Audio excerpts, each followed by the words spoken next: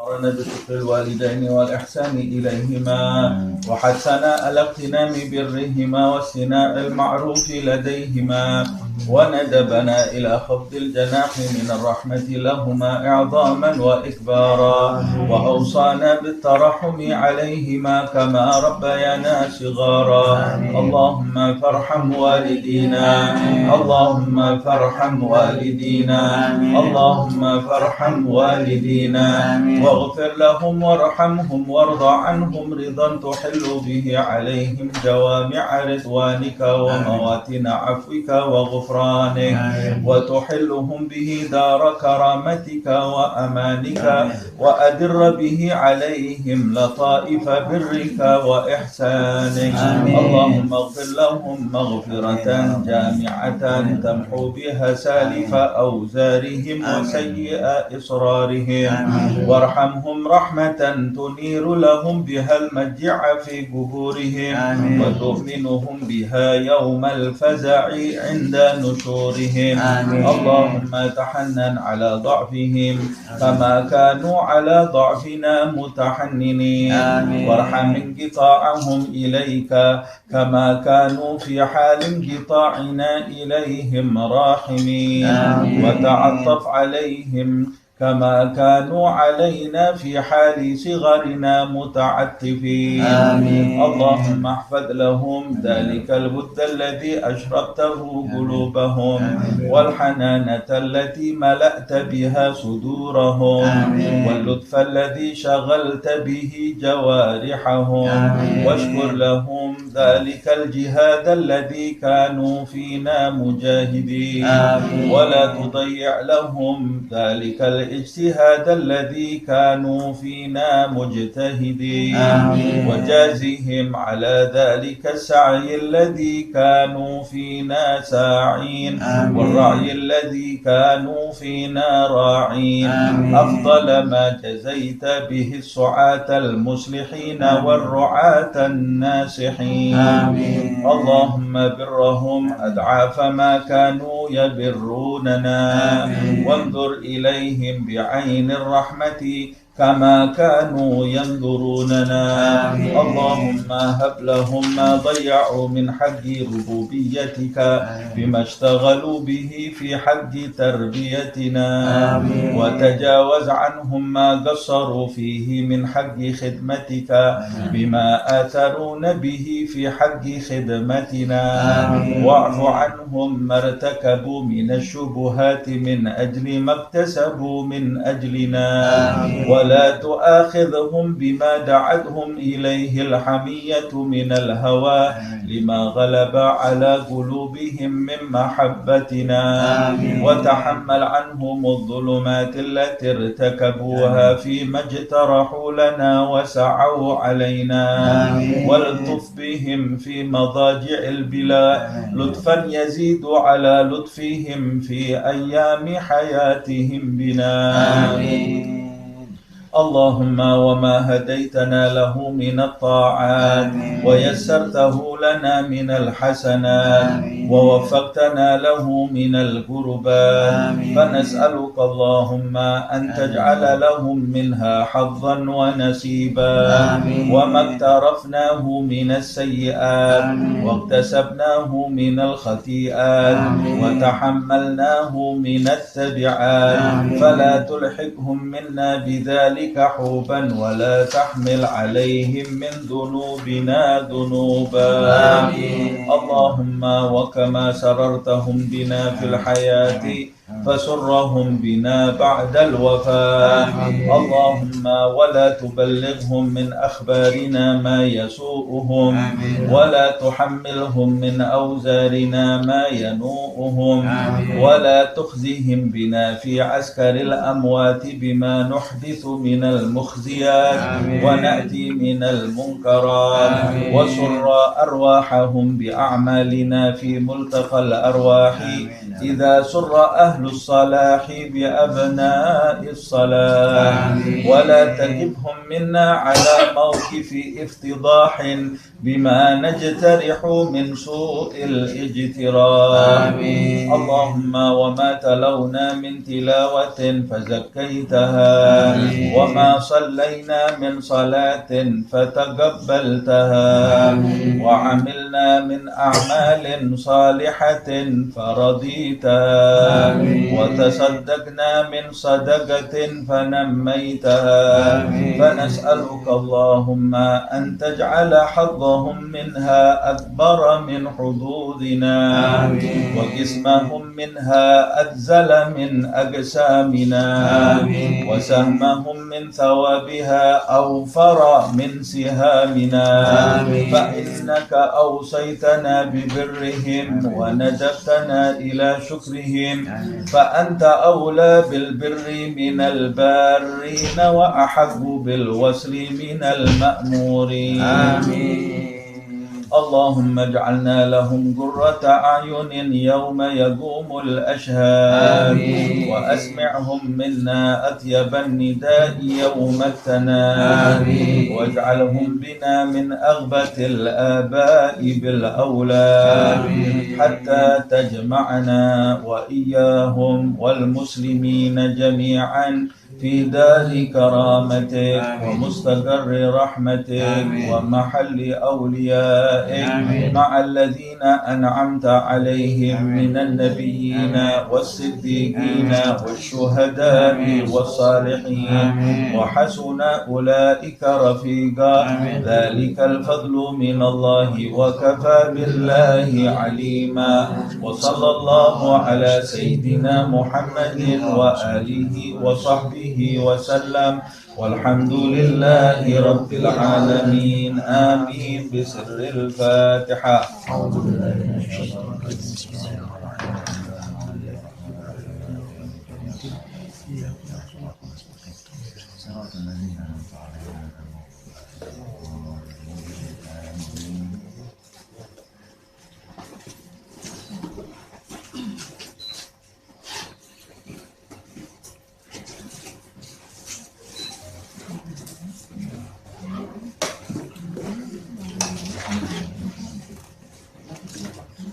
Kita lanjutkan kajian tafsir ya.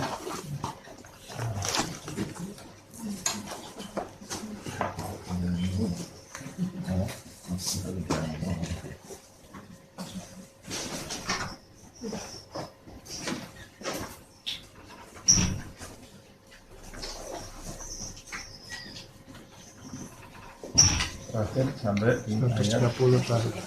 130. Sekarang 131. Sekarang 131.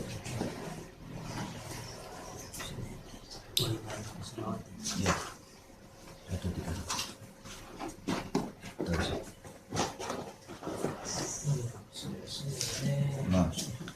Bismillahirrahmanirrahim.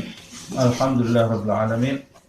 Allahumma salli wa sallim ala sayyidina Muhammad wa ala ali sayyidina Muhammad wa inna ta'allum wa ta'alim wa naf'a wal intifa' wa tadhakkur wa tadhkir wal ifadah wal istifadah wal has ala tamassuk fi kitabillah wa sunnati rasulillah sallallahu alaihi wasallam wa ibtigha'a mardatihi wa thawabihi wa qurbihi.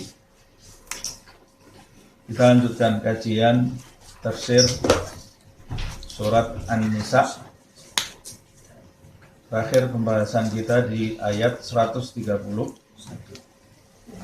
Sekarang kita ke 131 ya. Pada pertemuan yang lalu kita membahas penjelasan Allah Subhanahu wa taala tentang makna adil. Perbuatan adil, batasan keadilan bagi laki-laki di antara istri-istrinya, dan pada hakikatnya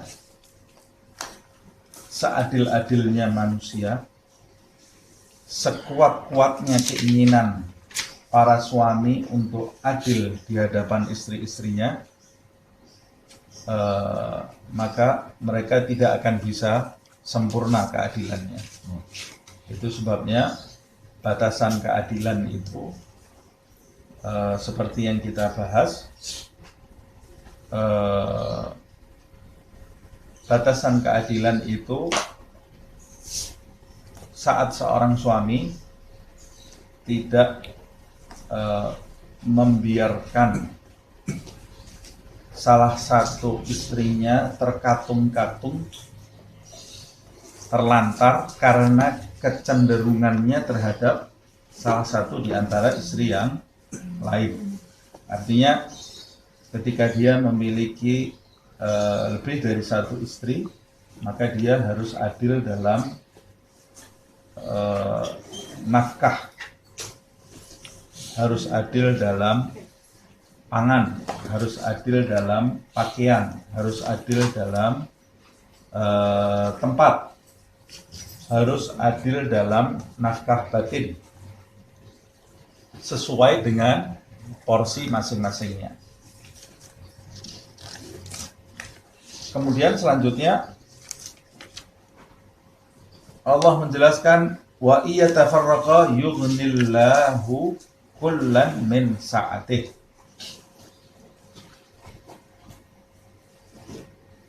Ayat sebelumnya lagi di 128 kita juga sudah membahas kalau terjadi perselisihan diperintahkan oleh Allah Subhanahu wa taala untuk yusliha bainahuma sulha, ya, memperbaiki hubungan di antara mereka berdua, saling memperbaiki pergaulannya. Tapi kalau tidak bisa diperbaiki setelah berusaha, tidak bisa diperbaiki, artinya kalau tetap dilanjutkan maka madarat yang muncul akan lebih besar daripada manfaat. Allah menyebutkan di ayat 130 wa iyatafarraqa. Tapi kalau perceraian itu jalan terbaik, kalau mereka mau bercerai, yughnillahu kullan min sa'atihi, maka Allah Subhanahu wa taala yang akan memberikan kecukupan kepada mereka berdua dari karunia Allah Subhanahu wa taala. Artinya rezekinya akan diberi oleh Allah masing-masing. Rezeki itu bisa bermakna materi, mereka semua masing-masing akan mendapatkan materi. Yang istrinya tadi mendapatkan materi dari suaminya. Allah Subhanahu wa taala pada hakikatnya yang memberi materi itu, bukan suaminya. Suaminya hanya sekedar kurir. Atau bisa bermakna rezeki jodohnya. Kalau kamu tidak cocok dengan mantan suamimu atau mantan istrimu saat ini, maka boleh jadi Allah Subhanahu wa taala dengan perceraian itu akan memberikan masing-masing itu jodoh yang bisa membahagiakan mereka. Mantan suaminya akan mendapatkan pasangan yang bisa membahagiakan, dan dia sebagai mantan istri dari suaminya akan mendapatkan seorang suami yang bisa membahagiakan dia. Atau mungkin Allah Subhanahu wa taala tidak memberikan jodoh lagi kepada wanita itu, dan itu yang terbaik untuk dia. Itu rezeki Allah Subhanahu wa taala yang terbaik untuk wanita tersebut. Ditutup ayat ini dengan wa kana Allahu wasi'an hakima, dan Allah Subhanahu wa taala maha luas lagi maha bijaksana. Maha luas kita sudah bahas di pertemuan yang lalu, bisa bermakna maha luas rezekinya Allah Subhanahu wa taala, tidak dibatasi dengan apapun. Atau bisa bermakna maha luas ilmu Allah Subhanahu wa taala. Manusia mungkin menganggap perceraian itu buruk, sehingga sekelompok manusia mengatakan perceraian itu perbuatan yang celah. Sebagian sekelompok manusia, sebagian manusia beranggapan kawin itu sekali seumur hidup, tidak ada cerai. Nah, justru itu madharat, karena kalau tidak cocok tidak bisa pisah. Tapi Allah Subhanahu wa taala yang menciptakan manusia, dia yang lebih tahu mana yang bermanfaat untuk manusia. Ternyata tidak selalu perceraian itu bermadharat. Ada perceraian yang menghalangi madarat yang lebih besar. Walaupun pada hakikatnya perceraian itu tidak disukai oleh Allah Subhanahu wa taala jika perceraian itu dilakukan tanpa sebab syar'i. Makanya di dalam hadis disebutkan abghadul halal ilallah at-talaq. Perbuatan halal yang paling dibenci Allah adalah perbuatan talak. Tapi kalau itu jalan terbaik setelah dipikirkan matang-matang, maka itu perbuatan yang tidak dibenci oleh Allah Subhanahu wa taala. Kita lanjutkan. Hakimah dan dia maha bijaksana. Kita lanjutkan ke ayat berikutnya. Walillahi ma fis samawati wa ma fil ardi. Dan milik Allah apa yang ada di langit dan apa yang ada di bumi. A'udzubillahi minasyaitonirrajim. Bismillahirrahmanirrahim. Walillahi ma fis samawati wa ma fil ardi. Walaqad wassayna alladziina utul kitaba min qablikum wa iyyakum an ittaqullaha wa in takfuru fa inna lillahi ma fis samawati wa ma fil ardi wa kana Allahu ghaniyyan hamida. Walillahi ma fis samawati wa ma fil ardi. Walillahi dan milik Allah Subhanahu wa taala ma fis samawati apa yang ada di langit dari mataharinya, bulannya, planet-planetnya, bintangnya, awannya,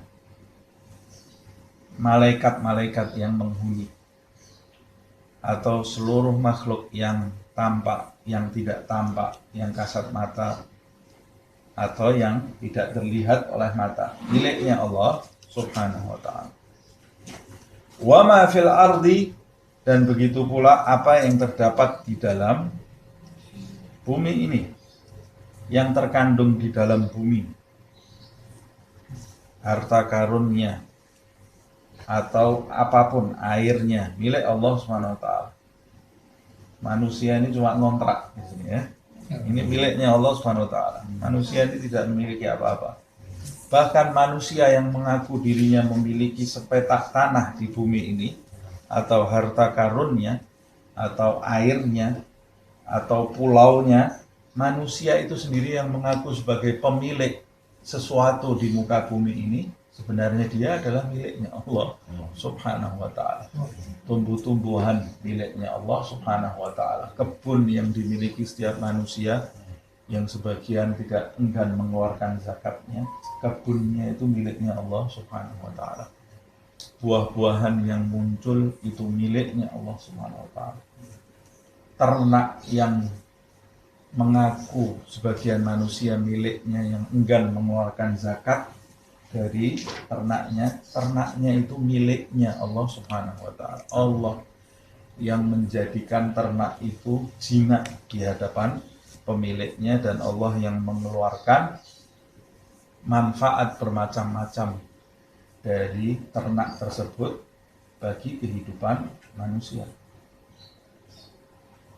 Awalam yarau anna khalaqna mimma amilat aydina an'aman fahum laha malikun, kata Allah Subhanahu wa ta'ala. Apa mereka itu tidak pernah melihat kami yang menciptakan ternak, lalu kami beri izin manusia itu untuk memilikinya. Fahum laha malikun. Wa dzallalnaha lahum. Kami jadikan ternak-ternak itu jinak, tunduk. Ayam nelor susah-susah diambil, ya tidak dendam ayam itu ya, tidak ada konspirasi ayam kemudian memberontak wanita, padahal yang nelor dia. Sapi itu air susunya diambil oleh manusia, ya dia diterima. Siapa yang menjadikan dia itu menerima itu semua? Setiap hari raya disembelih, ya tidak ada yang dendam, tidak nuntut nanti di akhirat.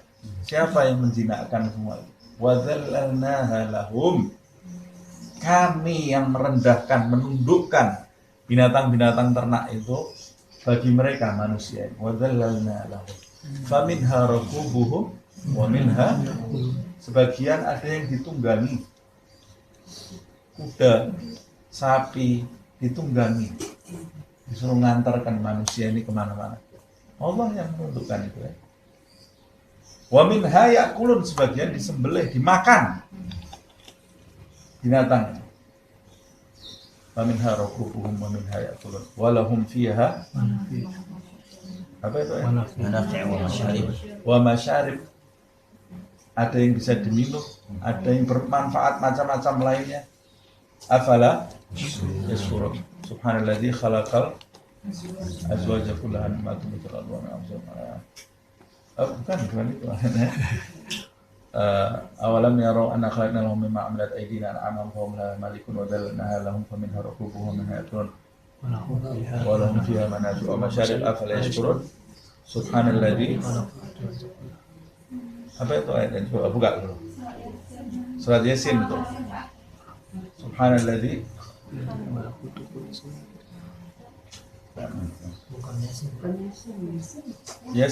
Yasin halaman terakhir. Enggak. Halaman atas sendiri apa?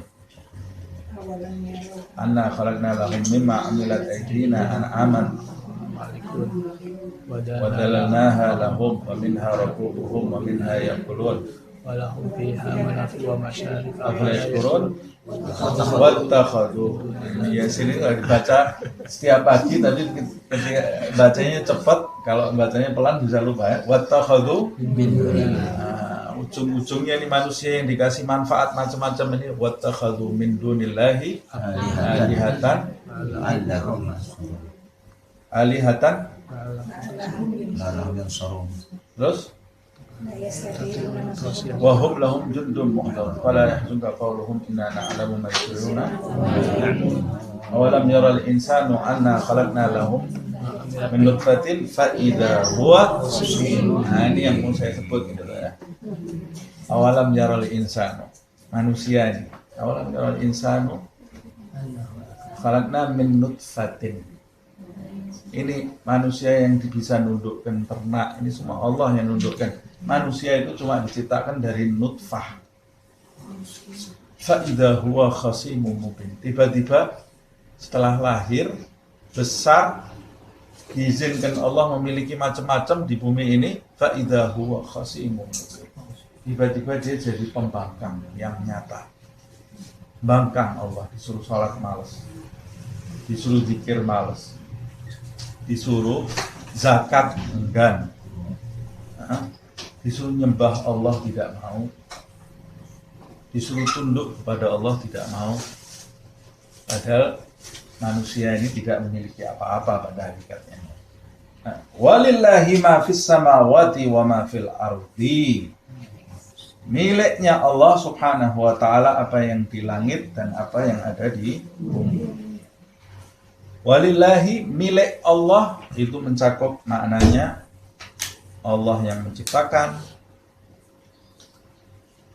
Allah yang mengatur, Allah yang menciptakan, Allah yang mengatur, dan Allah yang memelihara. Itu makna milik Allah, lillah. Kalau dia yang menciptakan, berarti dia yang ngatur, dia yang menciptakan. Kalau dia yang mengatur, berarti dia yang bisa menjaga, memelihara. Yang di langit dan yang di bumi ini, karena yang menciptakan semuanya Allah, maka semuanya yang mengatur Allah subhanahu wa ta'ala. Tidak ada selain Allah yang bisa mengatur. Yang ketiga, hanya dia yang bisa menjaga. Kalau bumi ini, semesta ini ditinggal oleh Allah, satu kedip mata saja hancur. Wasi'a kursiyyus samawati wal arda wa la ya'uduhu hifdzuhuma wa huwal 'aliyyul 'azim. Dan menjaganya itu sama sekali tidak membebani Allah. Allah tidak terbebani dengan menjaga segala sesuatu yang ada di langit dan di bumi ini. Walaqad wassayna alladziina utul kitaba min qablikum. Ini ada hubungannya dengan ayat sebelumnya. Ada hubungan dengan ayat sebelumnya. Ayat sebelumnya ditutup wa kana Allahu wasi'an hakima. Dia Allah subhanahu wa ta'ala yang rezekinya luas itu dan maha bijaksana itu. Dia Allah Subhanahu wa Ta'ala itu pemiliknya langit dan bumi ini.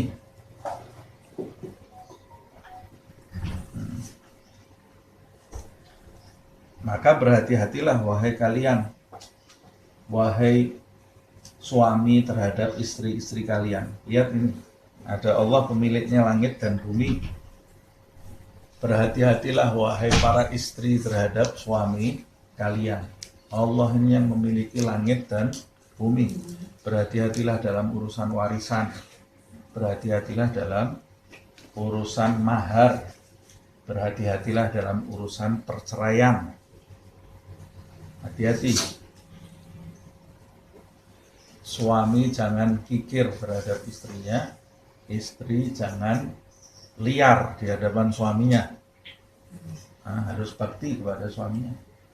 Hati-hati, itu secara khusus karena ada kaitannya dengan surat An-Nisa ini. Kemudian secara umum, hai orang-orang munafik, hai orang-orang fasik, hai orang-orang kafir, hai orang-orang yang kufur nikmat, hai ahli maksiat, hai orang yang mabuk bergelimang dengan dunia yang menipunya. Lillahi ma fis samawati wa ma fil ardh. Walaqad wassayna alladziina utul kitaba min qablikum. Dia Allah yang memiliki langit dan bumi itu. Walaqad wassayna alladziina utul kitaba min qablikum.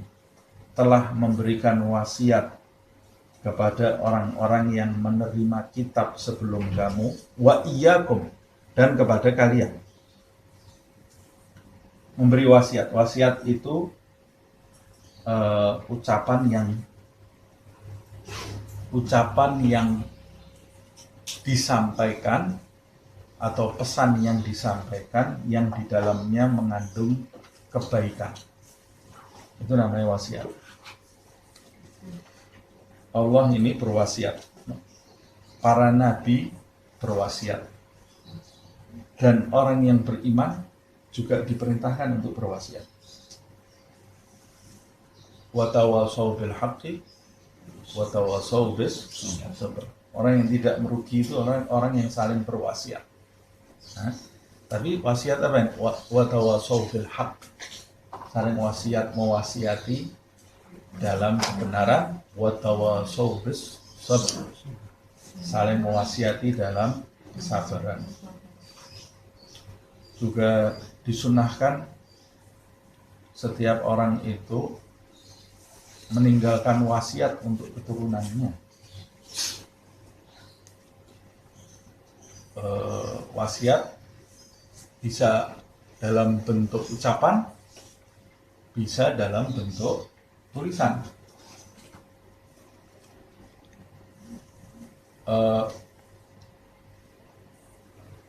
Disunahkan kalau di dalam fikih itu kita menulis wasiat, diletakkan di bawah bantal tempat tidur kita. Nah, kalau malam mau tidur, wasiatnya ditaruh di bawah bantal. Nomor 1, fungsinya apa?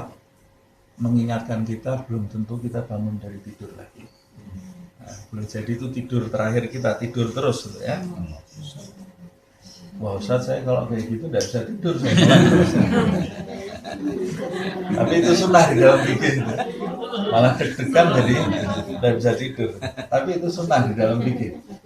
Karena kenapa sih kok waktu tidur? Sebab waktu tidur itu waktu kita ini bisa berpikir. Semua sudah tidur semua, jernih kepala kita. Biasanya waktu tidur itu ada penyesalan. Ya Allah, saya hari ini kok tidak ada manfaatnya ya. Ya Allah, saya hari ini kenapa saya berbuat bodoh tadi ya. Ingatnya tuh mau tidur semua ya. Ya Allah, kenapa saya ini meninggalkan hari ini, meninggalkan perbuatan baik ini.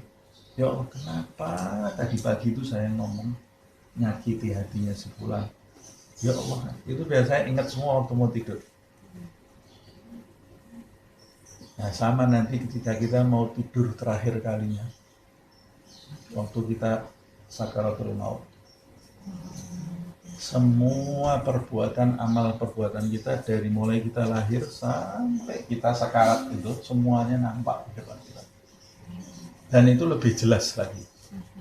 Nah, makanya orang yang ketika amal perbuatannya waktu sekarat itu amal perbuatannya didominasi amal baik, akan menjadikan dia mudah mengucapkan kalimat yang terakhir itu la ilaha illallah. Tapi orang yang didominasi dengan perbuatan yang tidak baik, terutama pandangan mata dan lisan, nanti ketika mau mengucapkan kalimat itu bisa tersekat,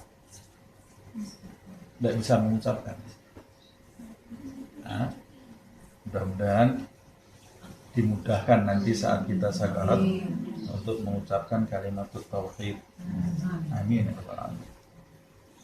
Nah, para nabi juga berwasiat kepada umatnya. Rasulullah berwasiat. Nah, kita disunahkan juga berwasiat. Apa isi wasiatnya? Isi wasiat itu tidak harus utang saya tinggal sekian, tidak. Tapi wasiatkan kepada keturunan itu yang pertama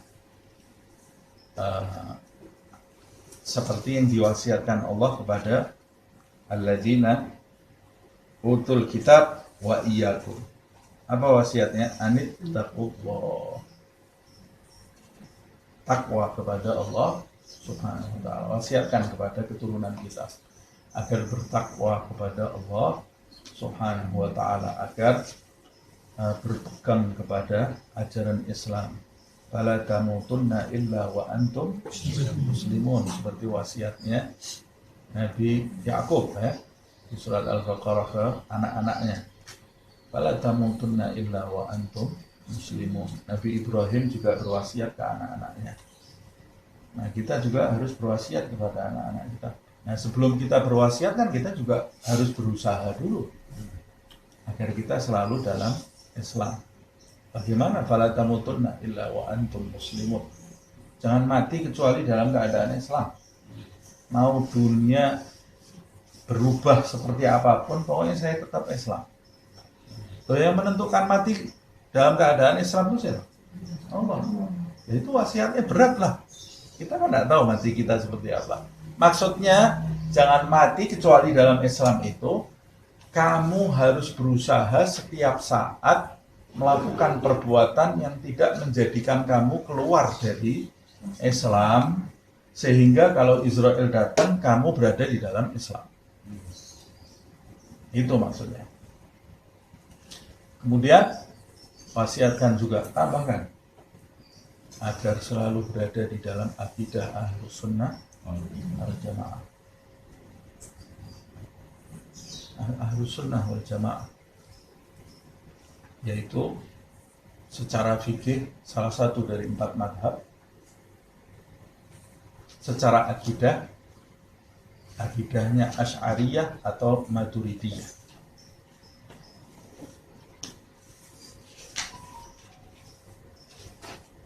Mau ditambah wasiatnya, nah jangan keluar dari tarekatnya Wali Songo. Nah, bagus, tidak apa-apa. Lebih jelas lagi kan, supaya anaknya itu nanti tidak berbeda pola pikirnya dari orang tuanya. Ini yang bawa Islam ke Indonesia ini Wali Songo, sampai berubah semuanya menjadi taat kepada Allah Subhanahu wa ta'ala.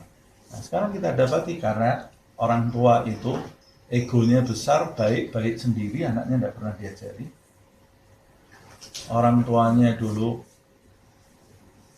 senang ziarah kubur, anaknya mensyirikkan ziarah kubur.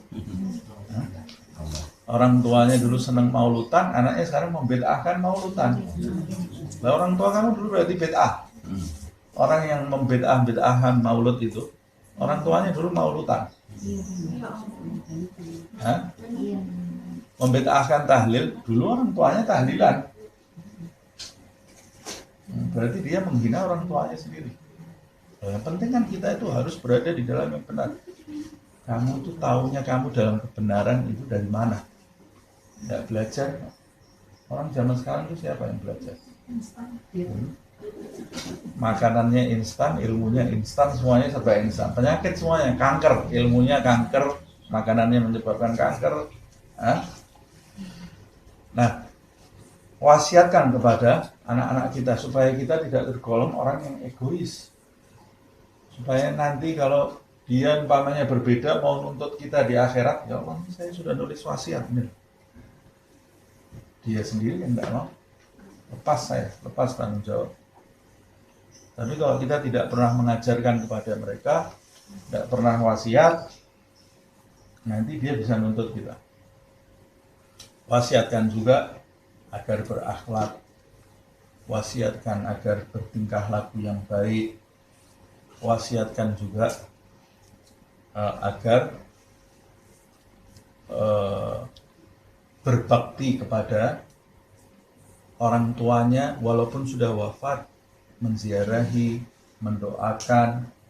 Bakti sama orang tua bisa lewat berbuat baik sama saudara-saudara orang tua kita, sahabat-sahabatnya. Terakhir baru note utang. Jangan utangnya dulu yang pertama ya. Anaknya ngeliat wasiat urusannya dunia lagi ini. Terakhir baru note, saya masih punya utang sekian. Nanti tolong warisan sebelum dibagi bayarkan ke ini sekian. Berarti itu wasiat itu diupdate terus gitu ya. Diupdate. Supaya kita setiap hari ingat mati. Kalau yang laki-laki sebelum ke kantor, masuk kantor sebelum buka apa-apa, buka dulu wasiatnya. Oh ini belum dibayar, ini belum dibayar. Tulis. Nah, yang wanita juga seperti itu. Setiap hari seperti itu.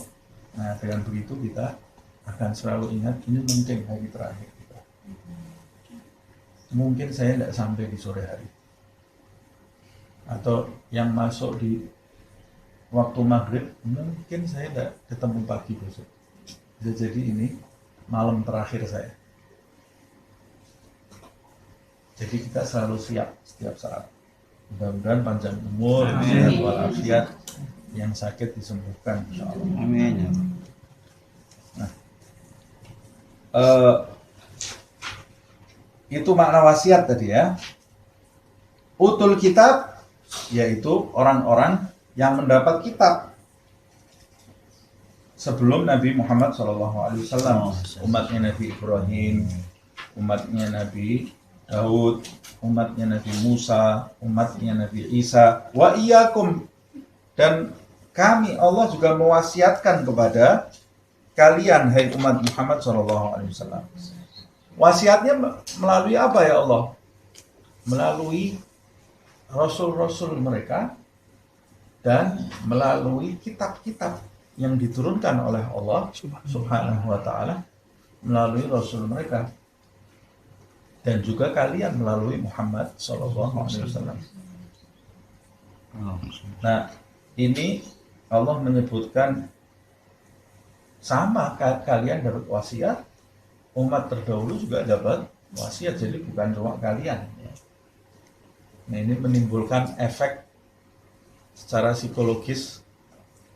Ada kelompok lain yang juga diperintah sama seperti kita. Saya pernah menjelaskan ini ya, waktu dulu menjelaskan masalah puasa itu kan, kutiba alaikumusiyam kama kutiba alal ladzina qablikum. Aku telah diwajibkan puasa bagi kalian seperti diwajibkan untuk umat-umat terdahulu. Ini sebetulnya bermanfaat. Orang itu kalau diperintah melakukan sesuatu atau diwajibkan melakukan sesuatu, kemudian dia tahu orang lain juga diwajibkan seperti dia, itu akan memudahkan tabiat manusia ya, memudahkan dia untuk melaksanakan perintah tadi. Nah, makanya kan orang tua kadang-kadang juga seperti itu terhadap anak-anak. Nak, belajar. Kakak kamu dulu juga saya perintahkan ini belajar. Nah, dia baru mikir, oh ternyata bukan saya aja. Lebih gampang. Nah, mandi. Kakak kamu juga mandi. Nah, itu memudahkan. Memudahkan dia. Nah, sekarang juga kan ada grup-grup gitu yang memudahkan. Orang mau diet ikut grup lebih mudah. Orang mau berhenti dari perbuatan yang tidak baik seperti konsumsi obat-obatan terlarang, ada grupnya, itu memperkuat benteng gitu ya. Sama juga perbuatan baik, kita kalau punya perbuatan yang tidak baik yang belum kita tinggalkan buat komunitas, itu akan lebih memperkuat kita, mudah. Umpamanya tidak bisa menahan pandangan mata buat komunitas ya. Ayo kita komunitas hari ini, komunitas menundukkan pandangan atau komunitas anti hibah. Dulu saya pernah buat itu ya, stop hibah gitu. Tapi tidak ada yang lapor semua ya, gagal terus setiap hari. Wah Ustaz, saya hibah terus ini ya. Tapi kita kalau membuat komunitas seperti itu nanti kita baru sadar kita ini bisa keluar kata-kata hibah, kita tidak sadar, lupa karena terlalu seringnya kita berhibah. Itu sesuatu itu kalau sudah sering diperbuat, pertamanya takut, lama-lama biasa. Kemudian buat komunitas anti dusta atau buat komunitas untuk beramal baik seperti yang sudah ada ini, grup tadarus. Buat komunitas ini termasuk komunitas ini kan, majelis taklim hari Senin. Itu bisa menambah semangat. Apalagi sekarang ini lebih mudah, grup-grup gitu kan. Ada grup-grup melalui media sosial.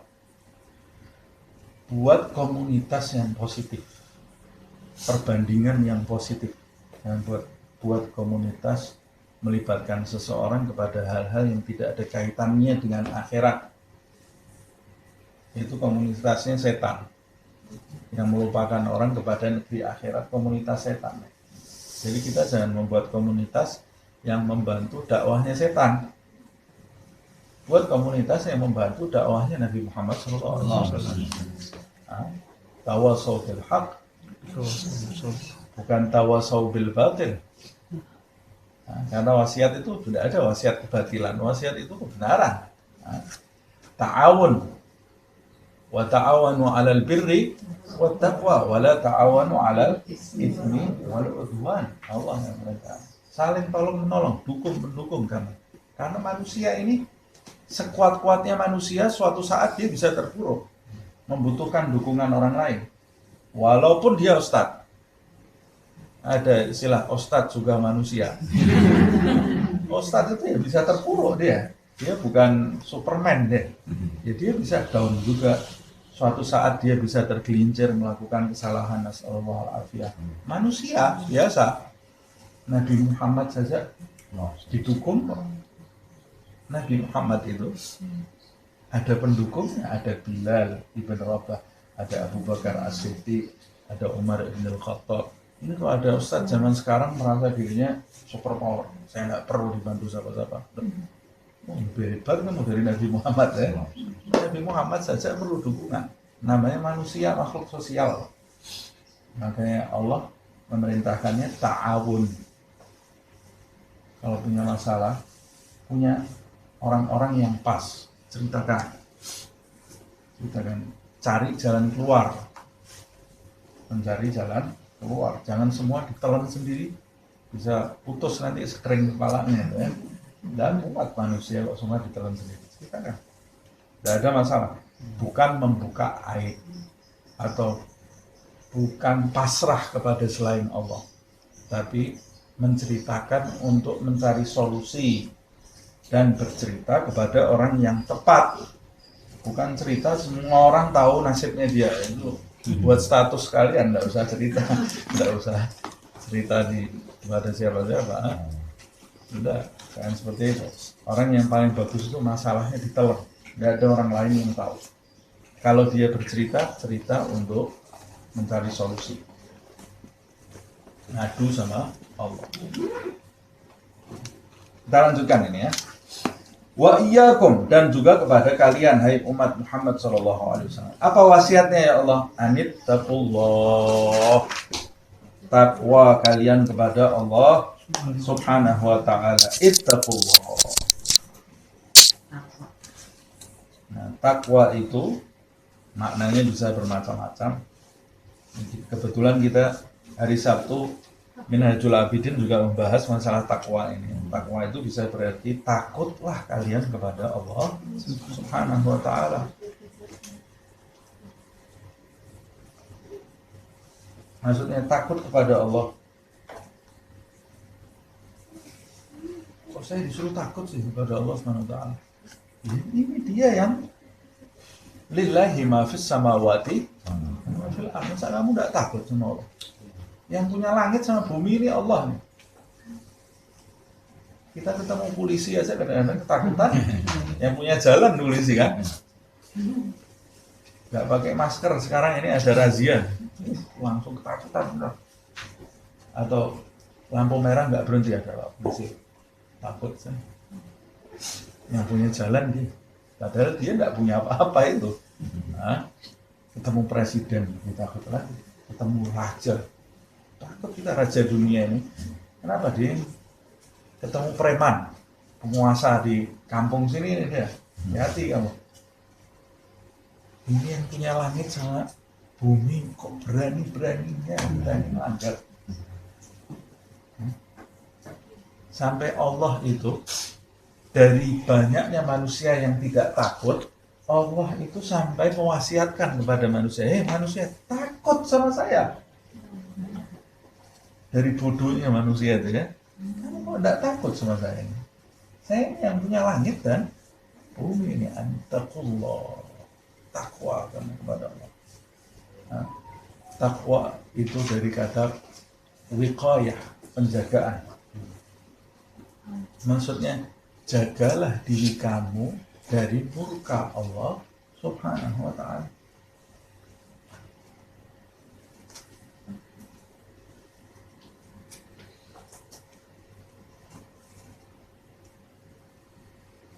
Ada doanya Nabi Muhammad, diantaranya wa a'udzu bika minka.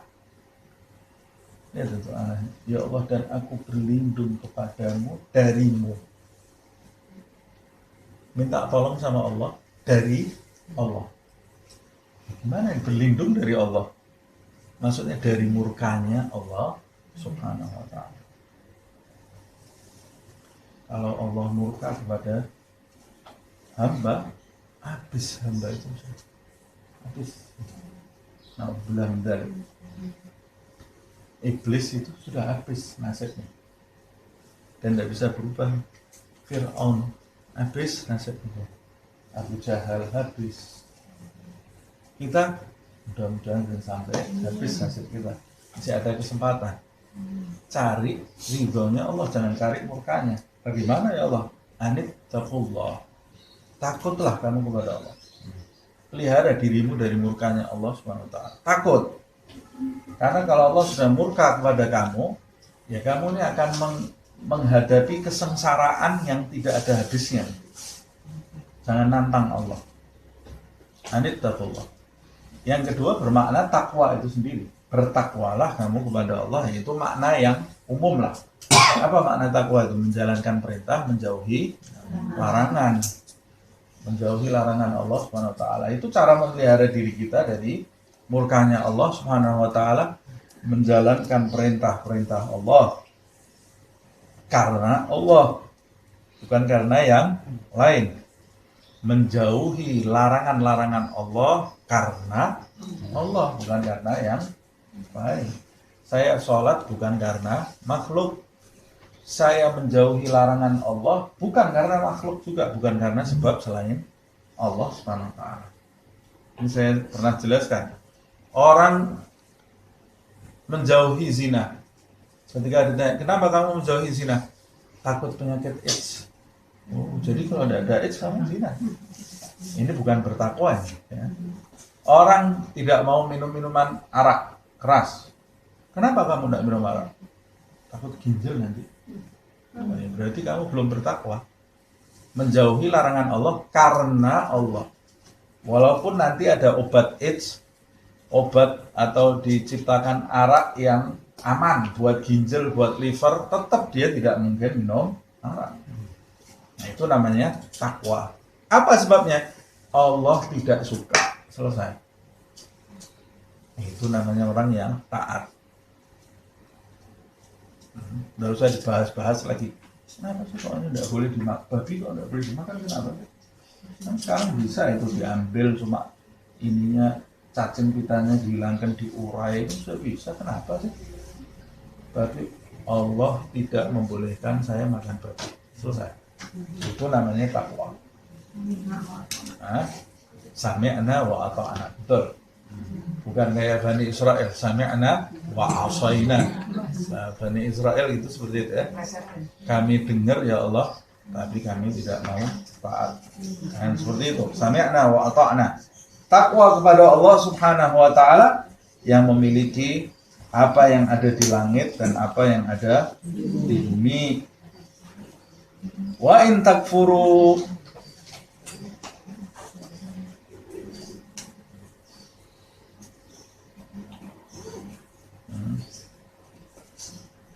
wa in takfuru, kalau kalian kafir, ingkar,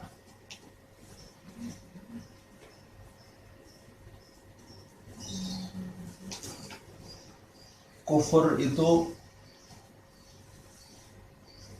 menutup diri dari kebenaran yang sudah jelas di hadapannya. Itu namanya kafir. Makanya dalam bahasa kita tutupnya buku disebut apa? Cover. Cover dari bahasa Arab. Bahasa Inggris juga cover. Kafir itu menutup diri dari kebenaran.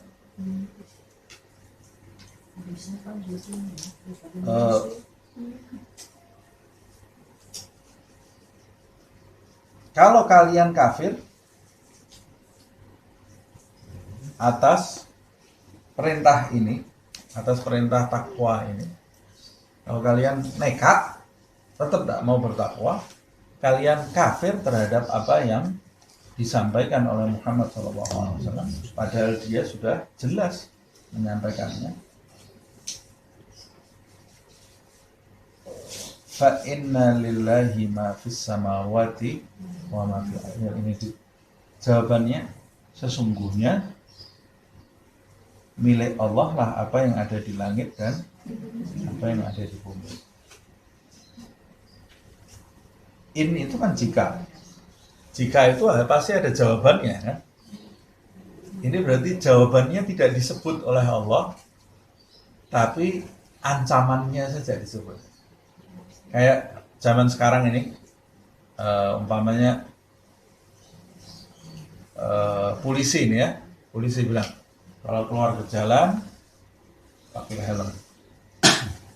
Kalau kamu tidak taat, tidak mau pakai helm, saya ini yang menguasai jalan lalu lintas Sudirman, namanya itu ya. Terus kenapa kalau kamu menguasai jalan lalu lintas itu? Ya kan pasti ada hukumannya, maksudnya ini mau menjelaskan kekuasaan. Allah juga tidak menjelaskan hukumannya, ini lebih serem lagi ini. Tidak dijelaskan hukumannya sama Allah Subhanahu wa taala. Itu kan ancaman yang lebih serem. Kamu kalau tidak taat sama saya, ingat saya yang menguasai kampung sini. Mau diapakan saya ini? Takut, itu lebih serem lagi kan? Allah Subhanahu wa taala juga seperti itu. Artinya kalau kamu kafir, kalau kamu ingkar, ingat miliknya Allah yang ada di langit dan yang ada di bumi. Artinya kalau kamu ingkar, maka kamu akan berhadapan dengan kerugian yang tidak ada habisnya, sebab kamu ingkar kepada pemiliknya langit dan bumi, padahal kamu tinggalnya numpang. Bagaimana kamu numpang kepada Allah yang memiliki langit dan bumi, kamu ingkar. Yang rugi siapa? Ya kamu sendiri. Kamu yang rugi. Kamu merugikan dirimu sendiri. Nah, makanya ditutup wa kanallahu ghaniyan hamida. Allah itu ghani. Ghani itu maha kaya. Kekayaan yang sebenarnya itu bukan kekayaan materi. Kekayaan yang sebenarnya itu kekayaan jiwa. Pada saat kita tidak tergantung dengan materi, itu justru kita itu kaya. Itu definisi kekayaan versi Nabi Muhammad SAW. Nabi Muhammad sendiri mengatakan, laisal ghina ghinal urut, walakinnal ghina ghinan nafs, kata Rasulullah. Bukanlah kekayaan itu kekayaan materi, tapi kekayaan yang sebenarnya adalah kekayaan jiwa. Makanya di dalam Islam boleh jadi orang yang tidak punya materi itu orang kaya. Dan boleh jadi orang yang materinya berlimpah itu orang miskin. Itu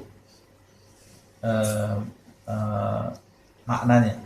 Tapi di dalam ilmu fikih tentunya lain kekayaan. Kalau ilmu fikih itu kalau sudah bicara hukum, semuanya harus disesuaikan dengan kenyataan. Kalau di dalam ilmu fikih, kaya itu ya orang yang penghasilannya lebih besar daripada pengeluarannya, lebih besar daripada pengeluarannya. Itu orang kaya. Kalau orang yang penghasilannya dan pengeluarannya sama, miskin. Itu sudah termasuk orang miskin, tidak punya apa-apa dia. Nah, apalagi kalau pengeluarannya lebih besar daripada pemasukannya, itu sudah miskin. Kalau tidak punya pemasukan, fakir namanya, ya. Itu namanya fakir. Itu orang fakir. Orang fakir itu orang yang kehidupannya berdasarkan pemberian orang lain. Nah, tapi yang dimaksud kaya di sini bukan materi. Allah Subhanahu wa taala adalah zat yang maha kaya. Imam Ghazali menyebutkan makna sifat Allah ghani. Di antara nama-nama Allah kan Allah itu ghani. Allah maha kaya. Apa yang dimaksud Allah maha kaya? Yang dimaksud Allah maha kaya adalah Allah tidak perlu dengan apapun, siapapun selain Allah. Tidak butuh siapa-siapa. Itu yang dimaksud Allah itu maha kaya.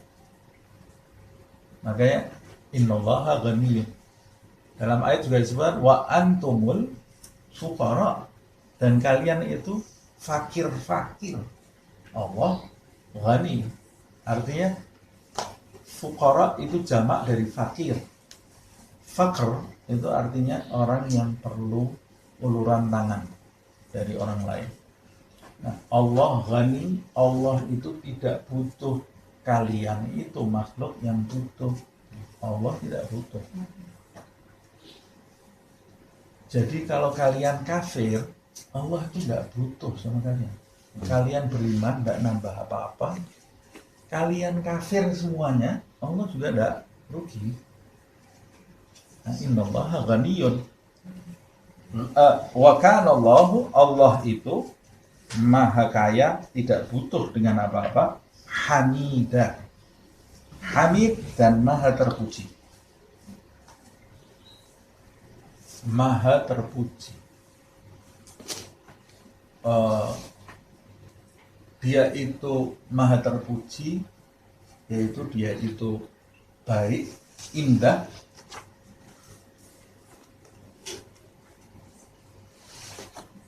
kehendaknya juga indah,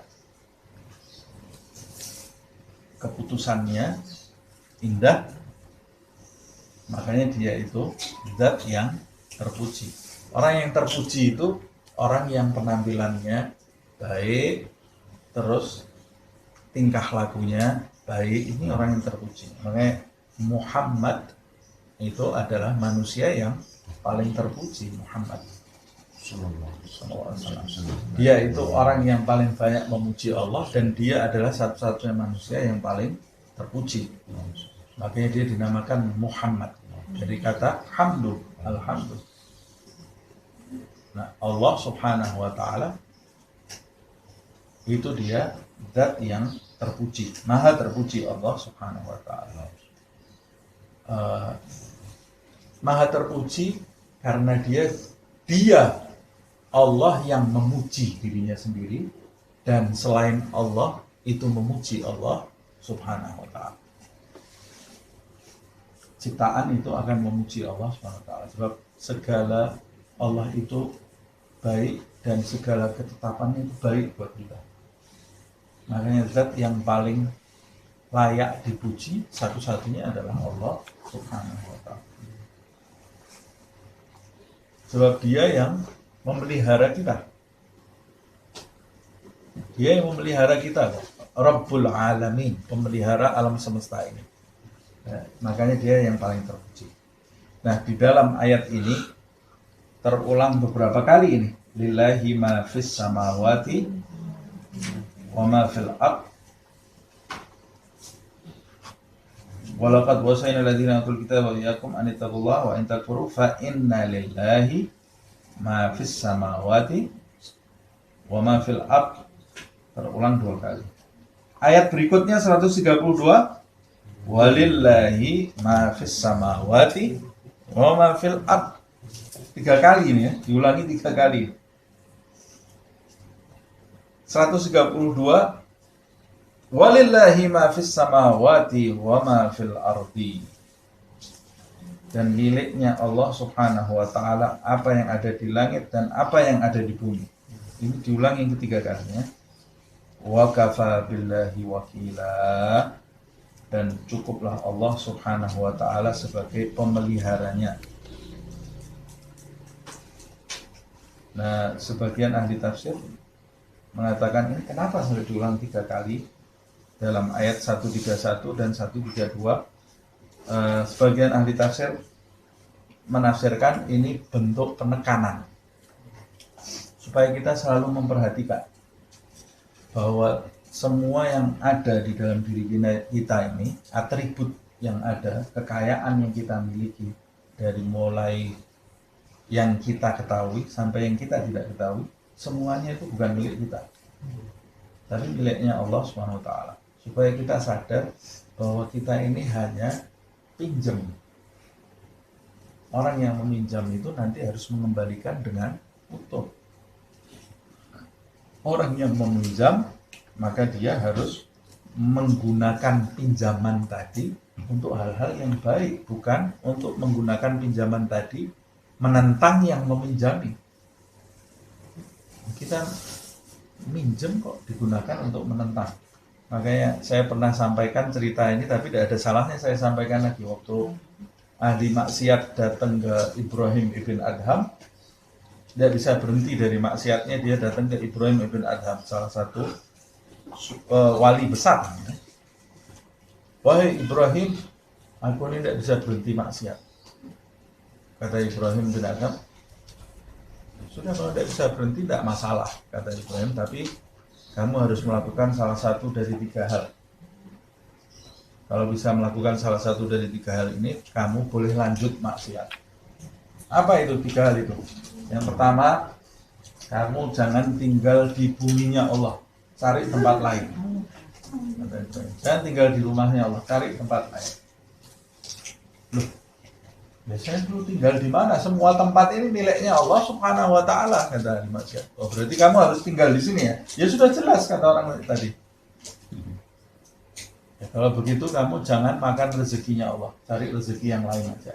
Ini yang kedua. Kamu boleh tinggal di bumi Allah, tapi makannya cari rezeki dari selain Allah. Ibrahim, kamu ini bagaimana? Wa ma min dabbatin fil ardi illa 'ala Allah rizquha. Semua rezeki itu datangnya dari Allah. Berarti kamu harus tinggal di buminya Allah, makan dari jamuannya Allah Subhanahu wa ta'ala. Ya, ini tinggal terakhir. Kalau kamu bisa lakukan yang terakhir ini, kamu tidak usah berhenti dari maksiat, tidak apa-apa. Apa itu? Kalau kamu mau maksiat, sembunyi di tempat yang Allah tidak bisa lihat. Malu kamu sudah tinggal di rumahnya, tinggalnya ini numpang, makan dari Allah, masa maksiat di depannya Allah. Cari tempat yang di belakangnya Allah tidak kelihatan, yang Allah nggak kelihatan. Kata orang dari Ibrahim, mana ada tempat yang tidak disaksikan oleh Allah, semuanya kelihatan di matanya Allah Subhanahu wa Ta'ala. Kalau begitu kamu yang muka tebal, katanya Ibrahim, sudah tinggal numpang makan dari Allah, maksiat di depannya Allah Subhanahu wa Ta'ala. Bagaimana Bapak kamu tidak dipakai? Akhirnya dia nangis taubat. Itu dakwahnya wali itu beda dengan dakwahnya orang biasa ya. Dakwahnya orang biasa bawa dalil.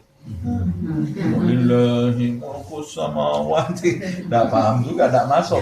Karena cuma baca dalilnya tapi tidak baca dari hati. Kalau wali itu kadang-kadang dakwahnya tidak pakai dalil karena dianya sudah merupakan dalil. Hidupnya dia ini sudah merupakan dalil. Makanya ada seorang ulama mengatakan, jangan kau sampaikan kepada manusia berapa banyak ayat Al-Quran yang sudah kamu hafal, tapi sampaikan kepada manusia berapa banyak ayat Al-Quran yang sudah kamu praktekkan di dalam kehidupan. Jadi manusia melihat kamu ini adalah Al-Quran. Jangan banyaknya hafalan, tapi kamu sudah praktek dengan Al-Quran. Sampaikan kepada manusia ayat-ayat yang sudah kamu amalkan, bukan disampaikan secara lisan, tapi secara tindak tanduk. Seperti Rasulullah SAW, kata Sayyidah Aisyah, kana khuluquhul Qur'an. Akhlaknya Rasulullah itu Al-Quran. Mau hafal Al-Quran dibolak-balik, hafal Al-Quran, tapi tidak ada yang dipraktekkan. Buat apa? Hafalannya itu bisa jadi bahaya buat dirinya. Nah, kalau gitu kita tidak usah ngafalkan, Ustaz. Ya hafalkan, bagus juga hafalan Al-Quran itu. Tapi titik beratkan bukan sekedar di hafalan saja, tapi dalam praktek sehari-hari, pemahaman dan praktek sehari-hari. Karena sekarang ini banyak orang berlomba-lomba menghafalkan Al-Quran, tahsin Al-Quran, tapi sedikit yang berlomba-lomba mengamalkannya. Sedikit orang yang berlomba-lomba memahaminya dengan baik, merenunginya dan mengamalkannya. Semoga Allah Subhanahu wa Ta'ala menjadikan kita termasuk mereka yang membaca Al-Quran dan mengamalkan dalam kehidupan sehari-hari. Nah, ada juga yang memahami makna walillahi ma fis samawati wa ma fil ard. Yang pertama itu terkandung berkait dengan ayat yang 130.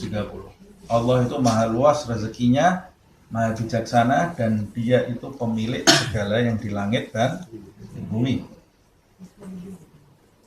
Kalau yang kedua terkait dengan intakfuru, kalau kalian kafir, miliknya Allah yang langit dan yang di bumi. Maksudnya miliknya Allah yang langit dan di bumi, Allah tidak perlu dengan keimanan kalian. Itu makna yang kedua. Allah tidak perlu dengan keimanan kalian. Makna yang ketiga, walillahi ma fis samawati wa ma fil ardh, berkait dengan wa kafa billahi wakila, dan milik Allah Subhanahu wa Ta'ala apa yang ada di langit dan bumi, dan dia Allah Subhanahu wa Ta'ala cukup bagi Allah pemeliharanya. Cukup Allah yang memelihara langit dan bumi. Artinya Allah Subhanahu wa Ta'ala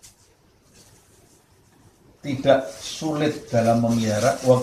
Lillahi ma fis samawati wa ma fil ardh, terkait dengan wa kafa billahi wakila, maknanya Allah Subhanahu wa Ta'ala yang memiliki langit dan bumi ini tidak perlu bantuan siapa-siapa dalam memeliharanya.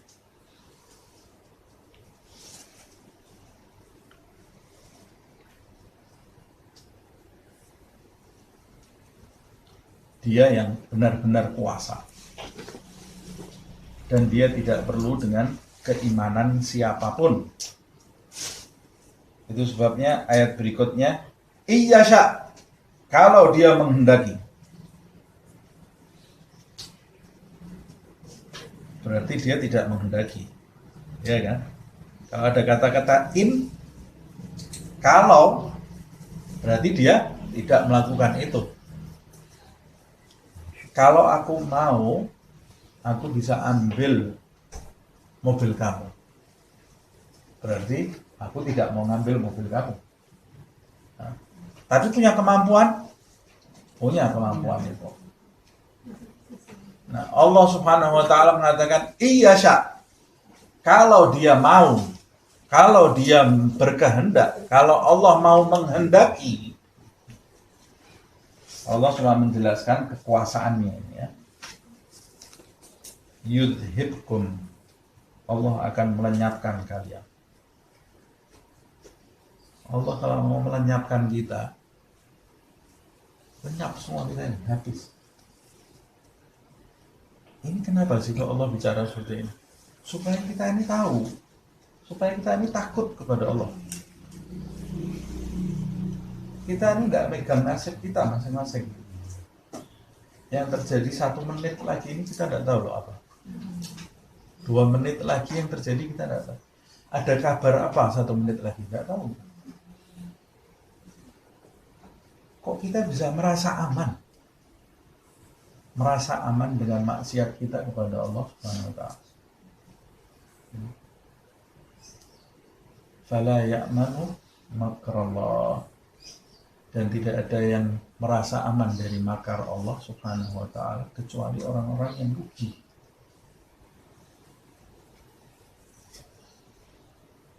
Orang yang merasa aman dari makar Allah Subhanahu wa taala itu orang bodoh. Jadi kita ini diperintahkan selalu takut kepada Allah Subhanahu wa taala. Tunduk kepada Allah Subhanahu wa taala. Itu saya baru dikasih tunjuk sama Wati, itu ada artis naik mobil masih ketawa-ketawa sama anaknya. Foto. Kecelakaan, enggak tahu. Vanessa Angel. Bisa Angel. Ada dan banyak kejadian gitu kan. Langsung jadi berubah kondisi. Saya sendiri mengalami.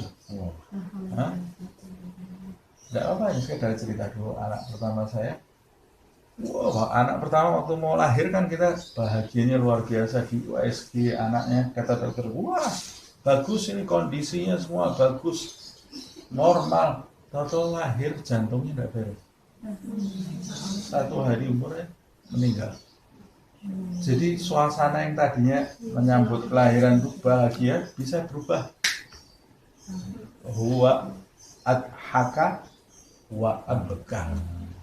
Allah yang menjadikan kamu tertawa dan dia juga bisa merubah kamu jadi nangis dalam beberapa detik. Kalau ketawa jangan lupa, jangan lalai. Kalau nangis juga jangan lupa, jangan putus asa. Nah, kata Allah SWT, manusia, kamu ini sadar, kalau enggak kamu nanti nyesel. Kalau aku ini punya langit, dan yang di langit dan di bumi ini punya aku semua. Kok kamu tetap tidak mau, males disuruh sholat, males disuruh zikir, suruh baca Al-Quran berat, disuruh hadir pengajian berat, disuruh baca sholawat berat. Hei manusia, kok disuruh menghindari perbuatan maksiat ini kamu tetap maksiat? Hei manusia, ini maksudnya ini ya, terjemahan bebasnya ini. Aku yang punya langit dan bumi loh. Kalau aku mau, aku lenyapkan kalian ini. Ini kita ini sedang diancam loh ini sama Allah. Harusnya kita ini sekarang gemeter ini kita ini ya. Iyasha yudhibkum. Siapa ya Allah yang mau kamu lenyapkan itu? Ayyuhan nas, manusia. Semuanya berarti ini. Tidak ada umat Islam, umat Yahudi, umat Nasrani, tidak ada. Ayyuhan nas. Ini berarti semua manusia. Walaupun dia taat, kalau Allah mau melenyapkan, lenyap. Apalagi yang kafir, apalagi yang maksiat. Tapi biasanya kalau orang taat itu yang kenal Allah. Kalau orang kenal Allah dia takut. Tapi semakin kita ini jauh dari Allah, semakin kita tidak kenal Allah, semakin kita santai. Jadi kalau kita lihat ukuran kenalnya kita kepada Allah atau tidak, itu diukurnya dengan apa? Saat kita membaca ayat ini. Kalau kita baca ayat ini biasa-biasa di dalam hati kita, berarti kita belum kenal Allah. Nggak kenal. Kalau umpamanya kita terima SMS dari terima SMS dari orang jahat. Malam ini saya mau masuk ke rumah kamu, kamu akan saya bunuh. Nah, umpamanya ya, takut nggak nih? Nggak bisa tidur malam ini, kita dari pagi sudah telepon polisi, sudah telepon jaga rumah kita ini. Nah ini berarti kenal nih sama penjahatnya. Kenal sama penjahatnya. Tapi ini kan maksudnya Tuhan bukan penjahat. Maksudnya rasa takut ini ya. Kan kita tidak boleh takut sama Tuhan seperti takut sama penjahat. Nah, maksudnya Allah ini mau menjelaskan kalau kamu baik-baik saja, aku tidak akan menetapkan sesuatu yang tidak menyenangkan. Gitu ya. Nah, harusnya kita kalau kita merasa takut saat membaca ayat ini berarti tanda kita itu tahu siapa Allah. Siapa Allah Subhanahu wa ta'ala. Nah, orang itu kalau tidak kenal tidak tahu.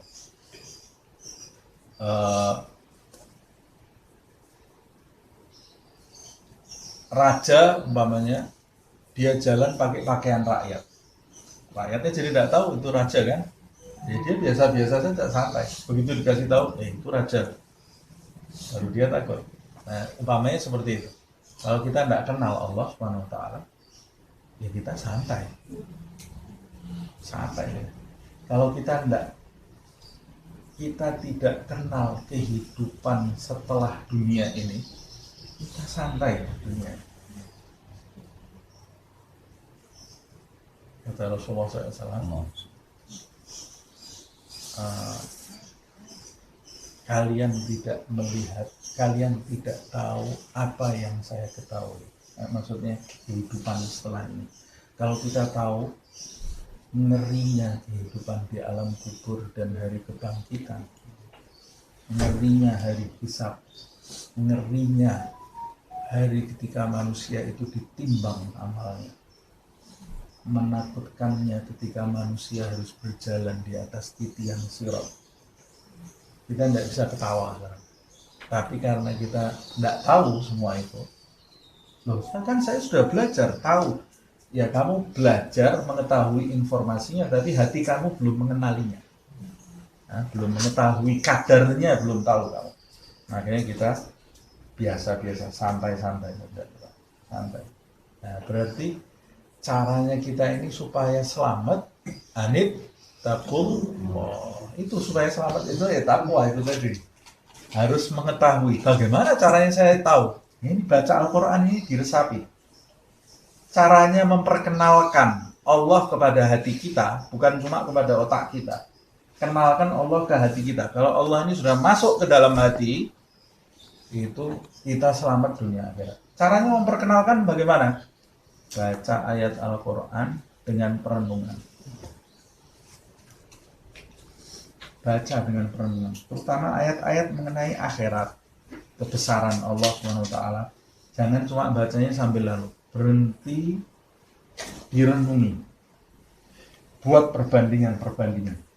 Seperti saya tadi itu, polisi, penjahat, buat perbandingan itu untuk mengarahkan kita supaya faham. Ayyuhan nas, iyasha yuzhibkum, kata Allah, hei manusia, kalau aku mau, aku lenyapkan kalian semuanya. Karena aku tidak perlu dengan sujud kalian. Aku ini tidak perlu dengan zikir kalian. Aku tidak perlu dengan sedekah kalian. Aku tidak butuh dengan tahmid kalian. Aku tidak butuh dengan tahlil kalian. Aku tidak butuh dengan syahadat kalian. Kalau aku mau, aku bisa melenyapkan kalian semua. Tapi karena aku tidak mau, kalian maksiat, aku tetap menjaga kalian. Karena aku zat yang maha rahman, maha rahim. Kalian nyebut namaku tidak mau. Males nyebut namaku. Tapi aku tetap memberi kalian kesehatan. Tetap memberi kalian rezeki. Kalian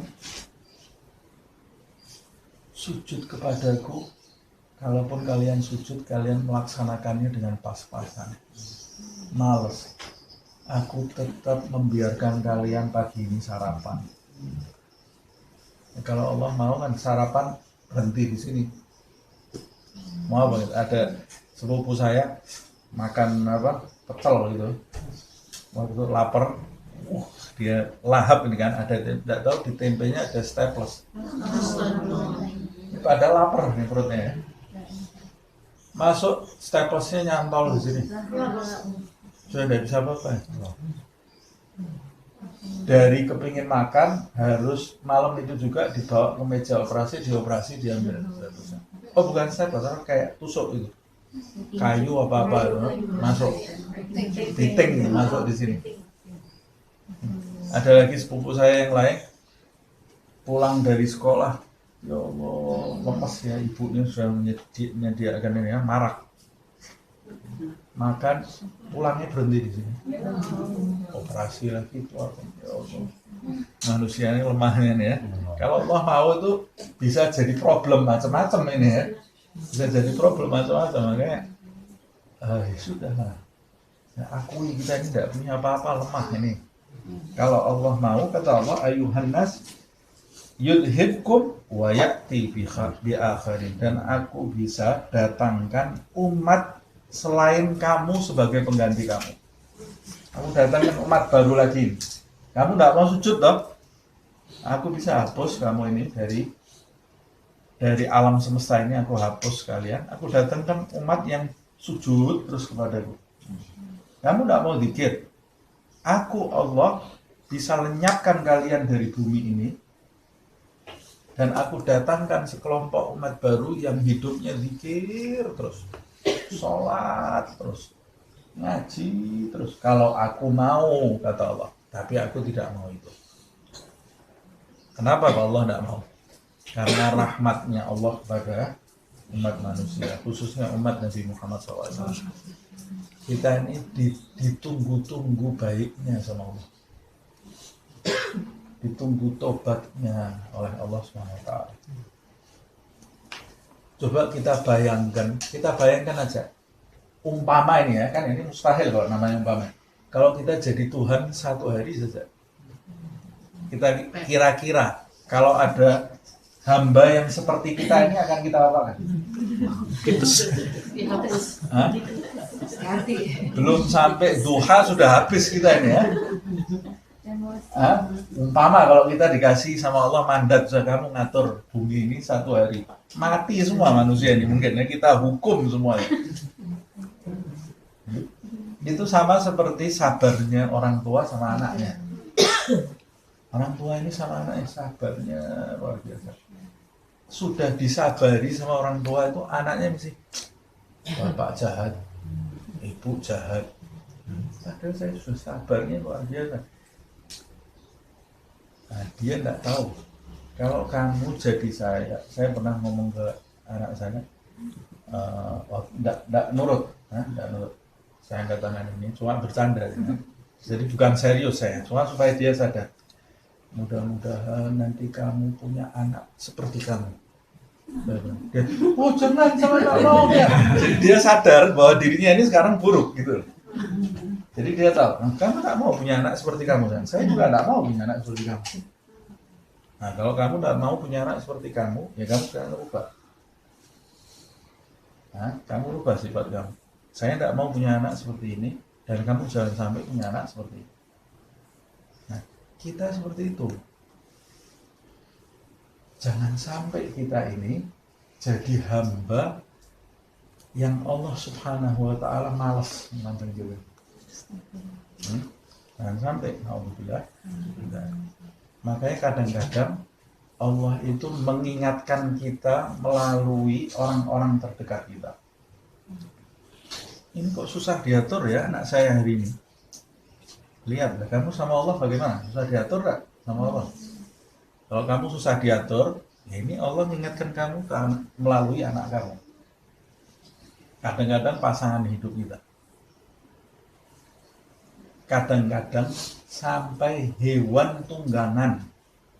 Dulu sahabat, kalau kudanya atau ontanya dibelokkan ke kanan tidak mau berhenti, dia ingat-ingat. Apa ini perbuatan buruk saya kepada Allah hari ini? Nah, ulama, saya lihat beberapa ulama yang baru-baru wafatnya ini, kalau naik mobilnya ganggu, berhenti dia. Ini apa ini yang saya lakukan ini? Hari ini kok sampai mobil saya biasanya tenang-tenang aja, ini ngadet ini ya. Kalau kita langsung ingat bengkel, selesai ini ya. Tapi kalau dia ini mengembalikan segala sesuatu kepada hukum, karena sesuatu ini terjadi di dunia ini yang menakdirkan adalah pemiliknya langit dan bumi. Lillahi ma fis samawati. Mobil kita ini ya miliknya Allah. Kalau sama Allah lancar terus, tidak kita bawa bengkel 100 tahun tetap lancar, tidak mungkin rusak. Tapi kalau Allah menghendaki rusak, kita rajin rutin ke bengkel ya tetap rusak.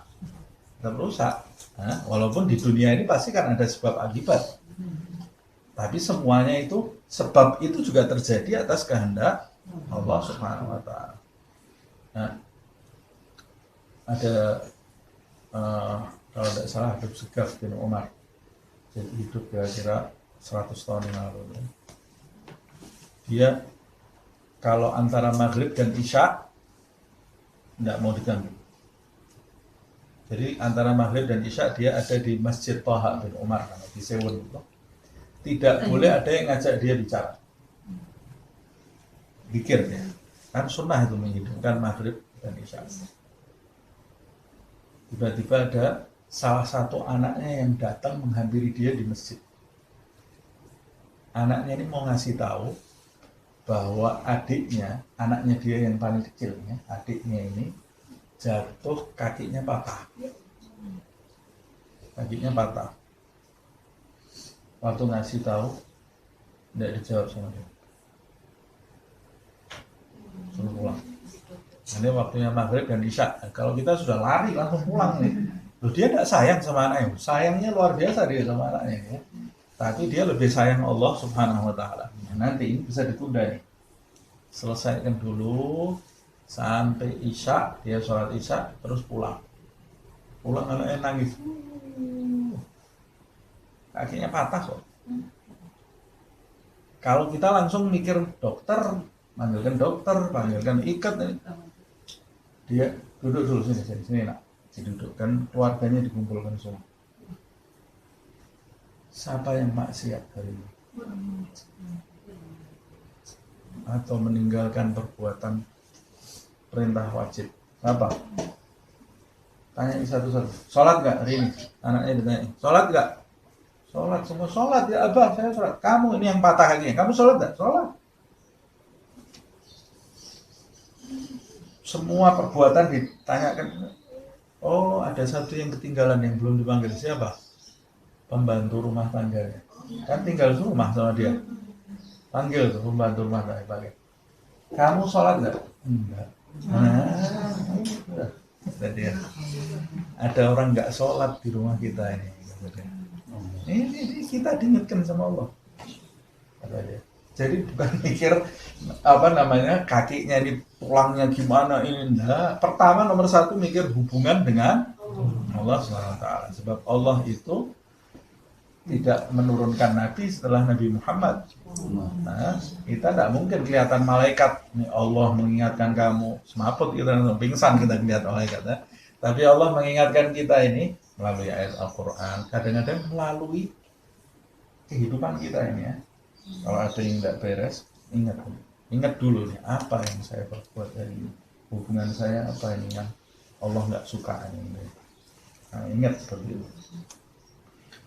Wa ya'ti bi akharin wa kana Allahu ala dzalika qadira, dan Allah Subhanahu wa taala maha kuasa atas hal itu.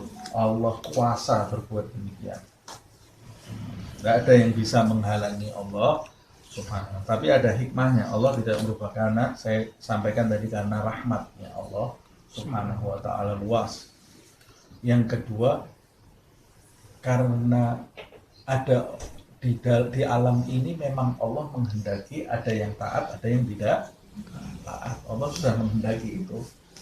Jadi semua itu ada hikmahnya. Lah Allah kalau mengingatkan, menghendaki itu, ya mengingatkan orang yang taat supaya jangan berubah dari ketaatannya. Dan mengingatkan orang yang tidak taat kalau dia dapat petunjuk dari Allah kemudian menjadi taat. Tapi sunatullahnya, di satu tempat itu pasti ada yang bahagia, ada yang celaka. Kalau enggak, Allah tidak nyiptakan neraka. Allah itu sudah menciptakan surga, menciptakan neraka, ini dua-dua harus ada isinya ini.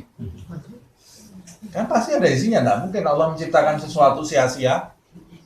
Harus ada isinya. Tinggal kita mau ngisi mana.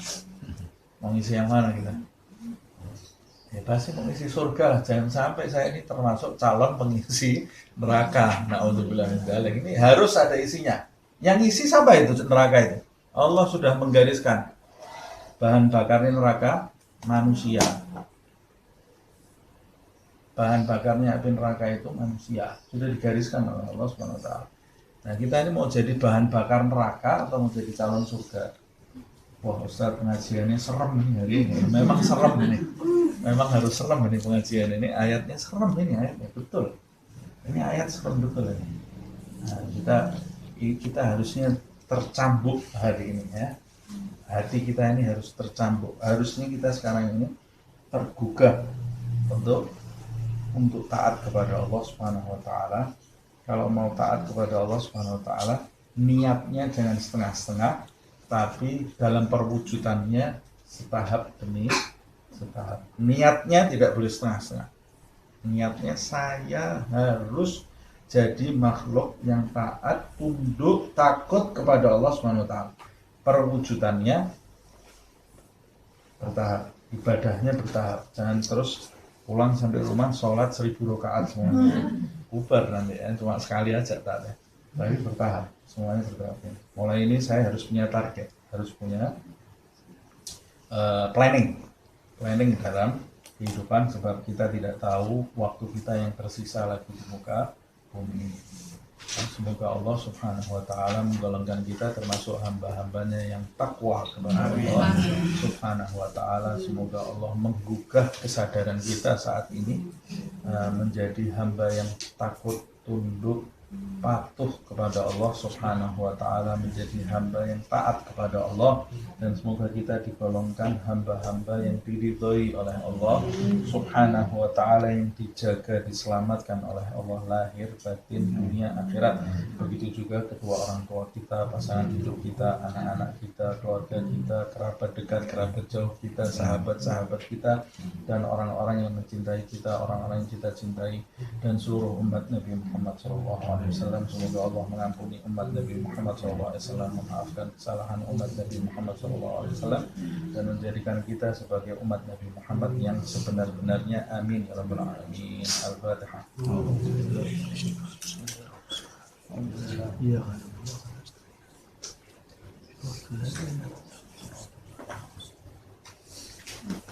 Ya Rabbana a'tarafna bi'annana iktarafna wa annana asrafna ala lagha asrafna fatub alaina tawba taghsil li kulli hawba wastur lana al-awrati wa aminir rawati waghfir li walidina rabbi wa mauludina wal ahli wal ikhwani wa syairil khillani وكل ذي محبة أو جيرة أو صحبة والمسلمين أجمع آمين ربي اسمع فضلا وجودا منا لا باكتساب منا للمصطفى الرسول نرضى بكل سور للمصطفى الرسول نرضى بكل سور للمصطفى الرسول نرضى بكل سور صلى